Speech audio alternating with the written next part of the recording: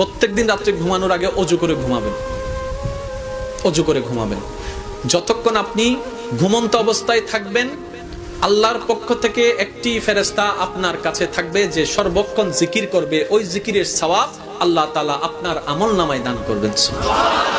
ওই অজু অবস্থায় যদি আপনি মৃত্যুবরণ করেন, রাতে অজু করে শুইলেন, শোয়ার পরে যদি মৃত্যুবরণ করেন ঘুমন্ত অবস্থায়, আপনার মৃত্যুটা শাহাদাতের মর্যাদা দান করে দিবেন।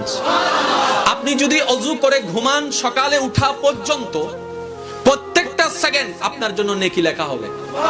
ইয়া রব, ঘুমের মধ্যে সব হয় কেমনে? রব বলে, তোদেরকে জান্নাতে দেওয়ার জন্য আমি কৌশল ব্যবহার করলাম, কৌশল ব্যবস্থা করলাম। আমি চাই তোরা জান্নাতে যা। তার বাস্তব প্রমাণ দেখেন, লাইলাতুল কদর একটি মাত্র রাত, একটি মাত্র রাত, কিন্তু আল্লাহ এমন সিস্টেম করেছেন, বান্দারে তুমি ইবাদত করবা এক রাত, আমি সওয়াব লিখে দিব 82 বছরের চাইতেও বেশি। মওলা কেন এত দয়া? বলে যে আমি চাই তোরা জান্নাতে যা। আরেকটু জোরে বলেন না।